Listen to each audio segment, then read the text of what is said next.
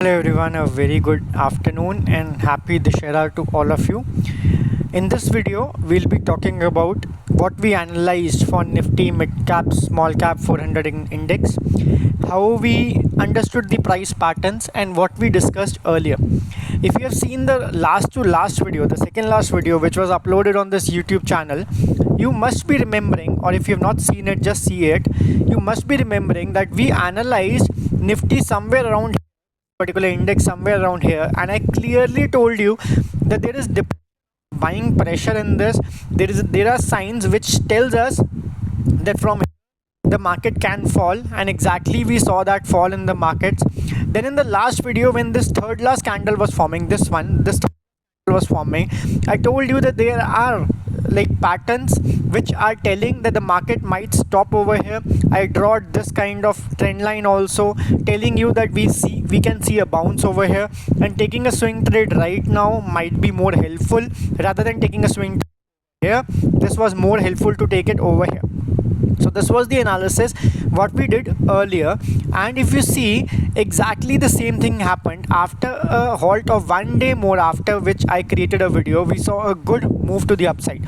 So this is a place wherein we can find some market forming some base, provided it does not breaks down this area. Now just a analysis what we did. If you see, I'll tell you very clearly how the market actually behaves. I'll tell you what and how the patterns are formed. If you see this on this area, none of the place, like 1 2 3 4 5 6 candles, in all these 6 candles, none of the candle was able to hold below the low of the previous candle. It was always breaking down.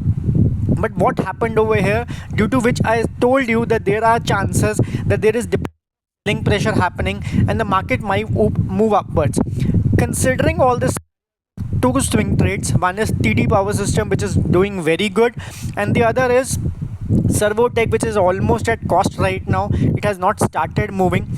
Now if you see this, if you do the analysis very simply, if I make you understand, from this particular day, third last day, the candle was not able to break below the low of the previous candle. Then the next candle was again a very small range bound candle. Every person to whom I teach, I tell them that the concept of ranges is a very underrated concept, which none of the swing trader I have seen being using that.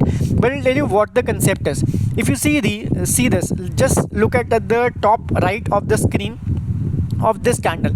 The candle range was minus 0.69%. The next day candle, which was 37%, then it was 76, then it was 66, then it expanded to 2%. So after that, if you see, the range again dropped to less than 0.20%, and then less than 0.20% again, below 0.15%. So basically, whenever the price is stopping, the ranges which it create will smaller. If you see it anywhere on the chart, whenever it's stopping, the ranges will start getting deeper, start getting smaller, plus it will start respecting the low of the previous days. So these can be one of the signals which you can put into your technical analysis, actually index better.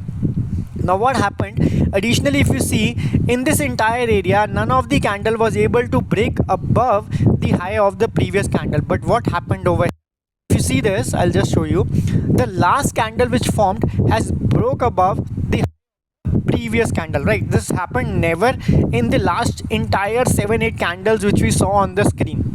Okay, now basically considering all this, I have started taking some positions. My understanding is that the price should not break below this trend line over here. You can draw it properly. I've drawn it with freehand, so you can match this and see that this trend line is getting respected.